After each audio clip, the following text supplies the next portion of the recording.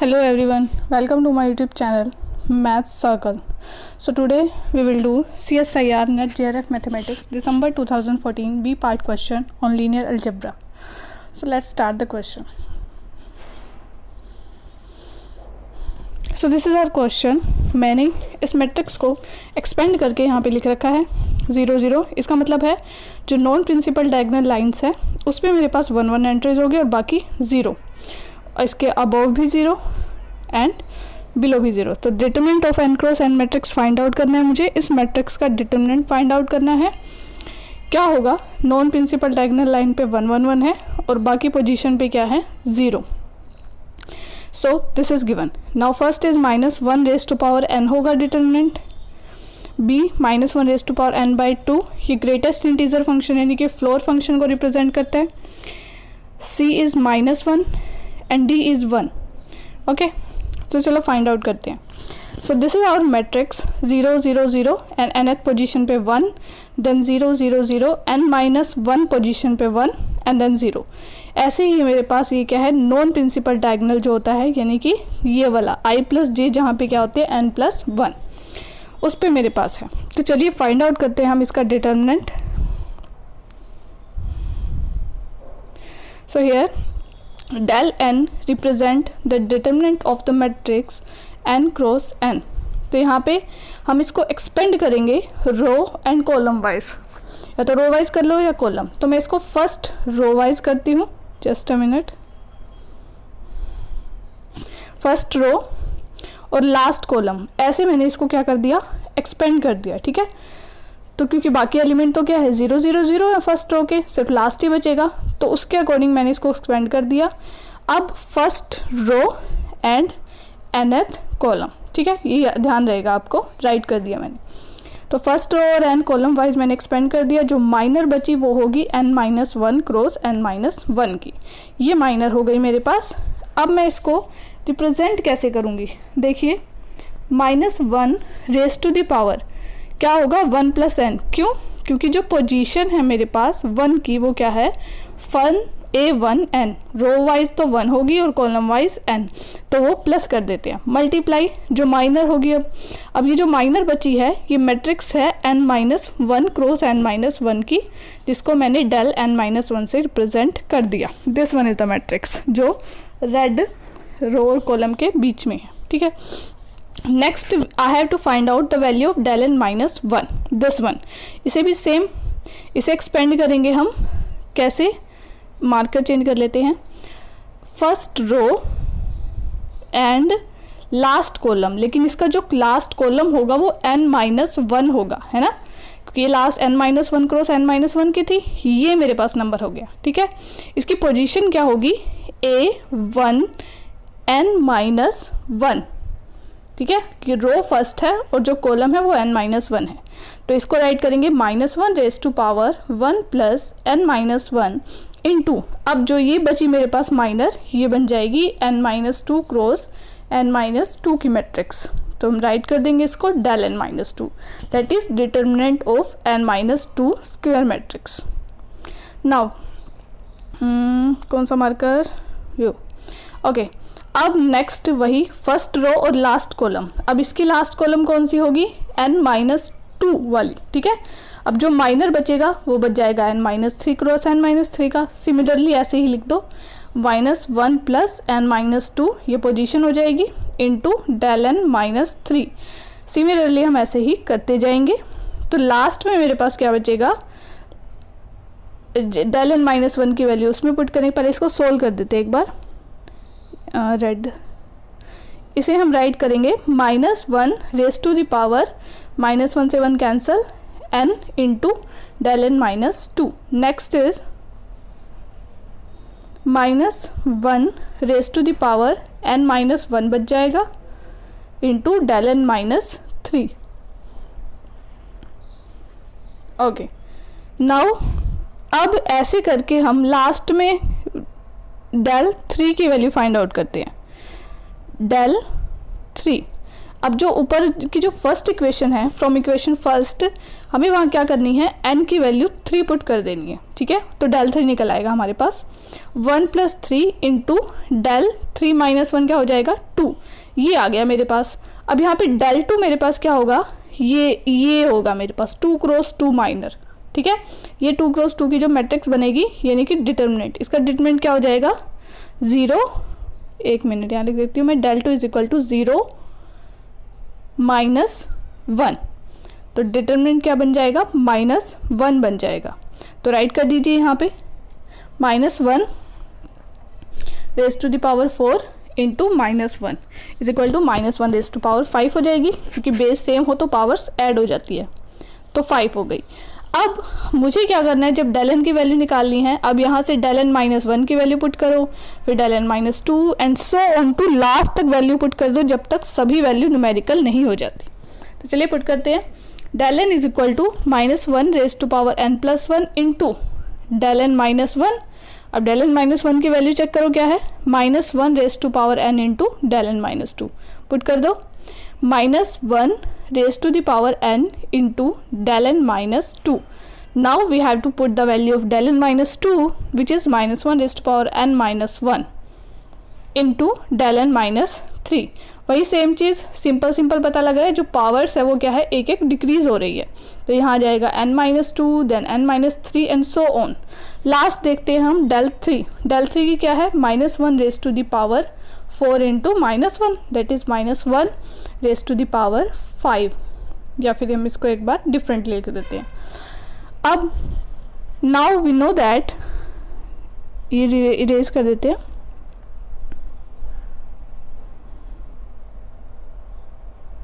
Okay.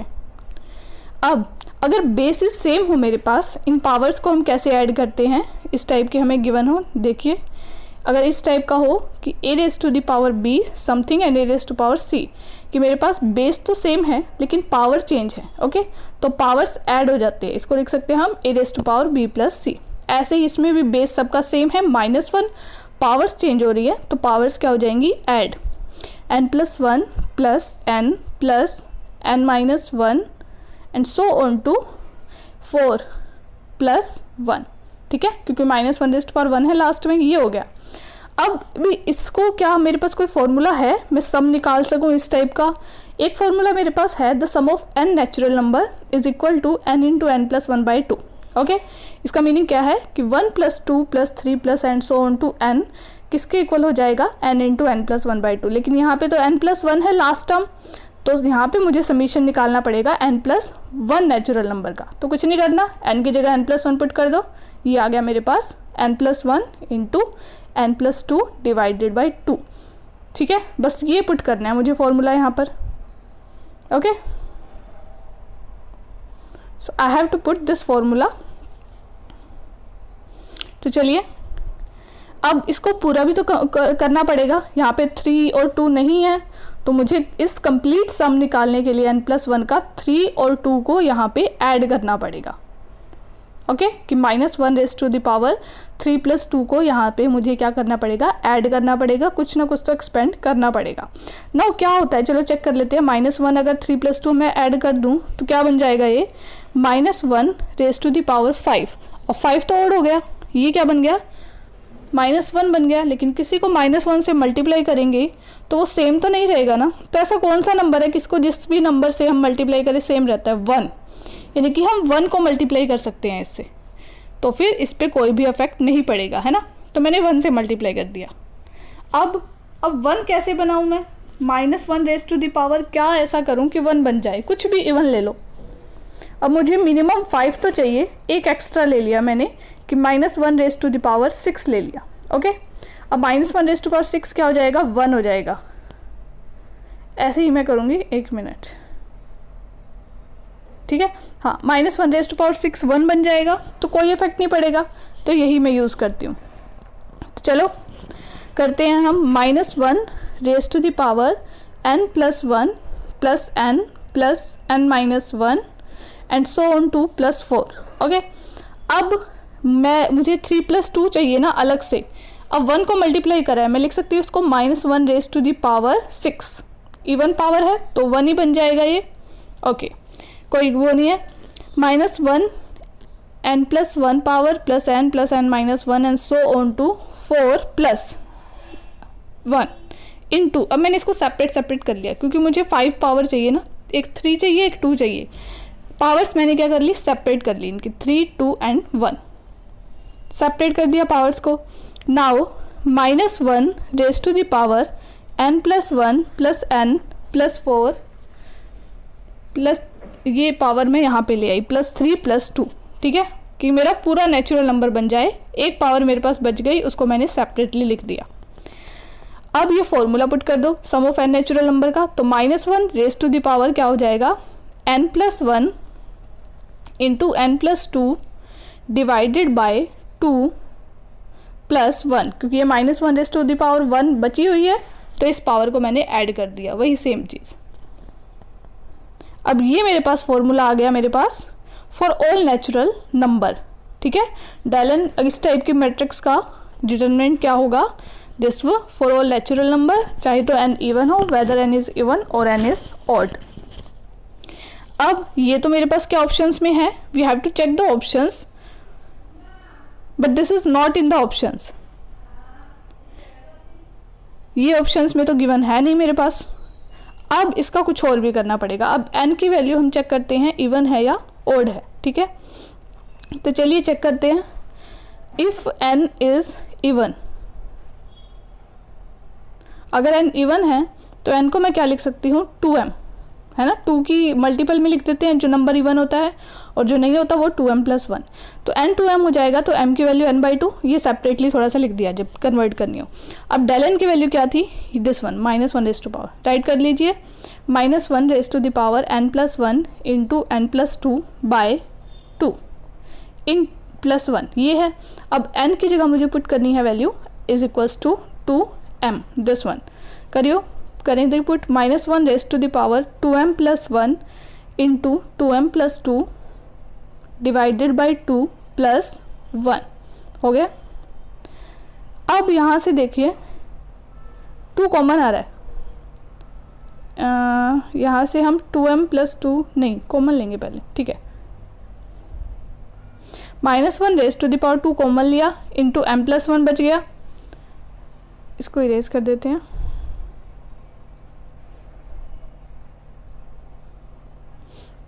Yes अब next क्या बचा मेरे पास, 2m + 1 डिवाइड बाई 2 + 1, ओके, कुछ नहीं लिया, बस कॉमन लिया है 2 और कैंसिल कर दिया। नेक्स्ट मेरे पास क्या बचा, -1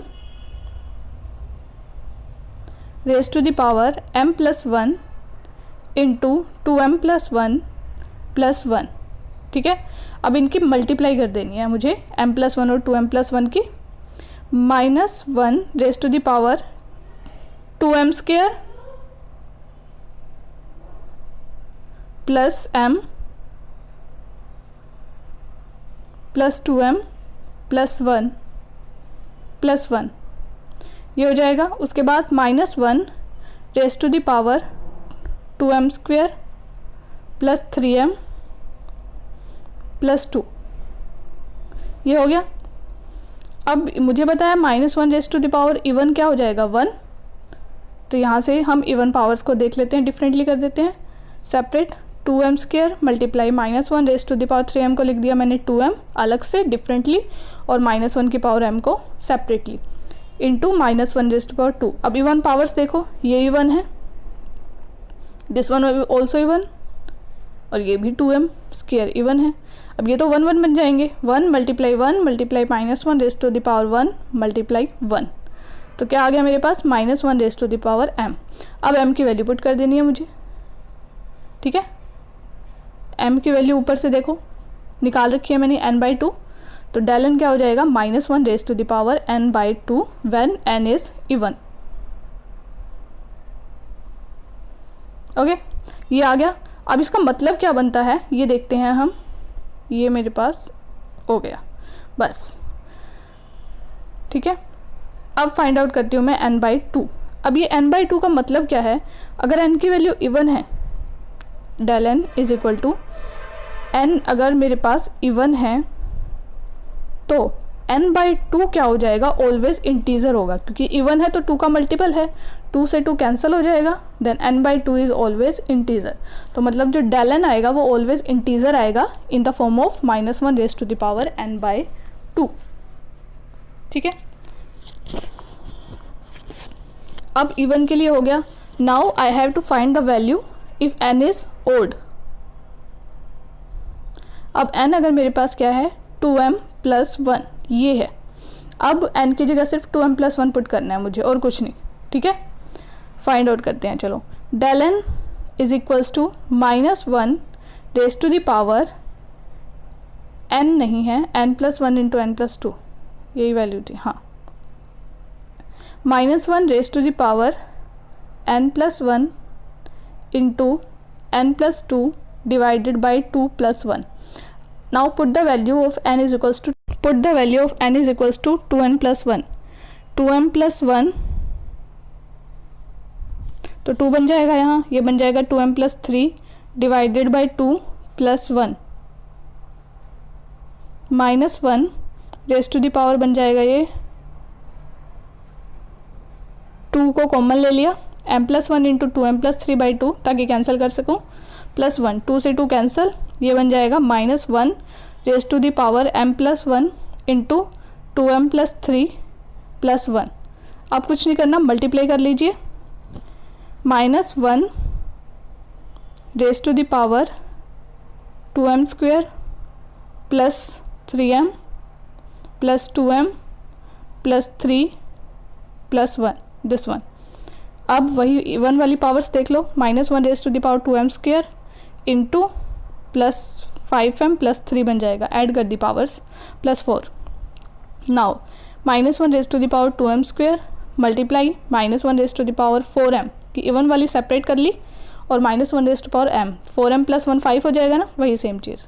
अब इवन की जगह 1 हो जाएगा, पुट कर दिया मैंने डायरेक्ट, -1 × 1 मल्टीप्लाई ये आ जाएगा -1 raise to power m multiply 1। तो ये भी वही चीज़ बन गई मेरे पास, 4 तो 1 ही बन जाएगा। ठीक है, -1 raise to the power m, बस अब m की वैल्यू पुट कर दो। n क्या था 2m + 1, तो m की वैल्यू आ गई मेरे पास n - 1/2। So put this value, -1 raise to the power n - 1/2 this one. अब ये आ गई जब n मेरे पास क्या होगा ओड। अब अगर n की वैल्यू ओड है, कुछ भी ले लो, देन n - 1/2 जो है वो ऑलवेज इंटीजर होगा। चेकआउट करते हैं, n इज इक्वल्स टू 3, तो डेल 3 क्या हो जाएगा भाई, -1 की पावर 3 - 1/2, तो 2/2 यानी कि 1। तो सिंपल सा यही है कि ऑलवेज इंटीजर आएगा, इवन हो या ओड हो, और ग्रेटेस्ट इंटीजर आएगा। ठीक है, इंटीजर अगर n ओड है, ये इस दोनों चीज़ आ गई। अब इसको हम क्या कर सकते हैं, ये एक फंक्शन है मेरे पास, -1 रेज टू द पावर, आगे लिखते हैं। अब ये मेरे पास क्या बन गया, एक फंक्शन बन गया, मार्कर चेंज कर लेते हैं,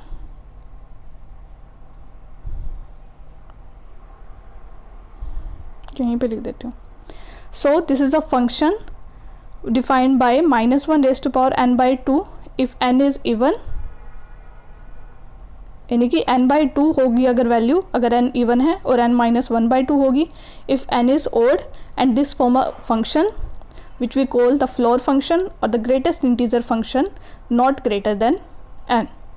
तो यही मेरे पास आ गया option, greatest integer function but not greater than x n/2, यहाँ पे n/2 है ना बीच में, तो ये मेरे पास ऑप्शन में गिवन है। चेक करते हैं, ठीक है। अब now check out the options, है ऑप्शन में, बिल्कुल है, बी पार्ट इज ट्रू, तो ये है मेरे पास बी क्वेश्चन हो गया। आगे से डायरेक्टली अप्लाई कर दो, अगर न्यूमेरिकल वैल्यूज आए। Like share and subscribe my channel.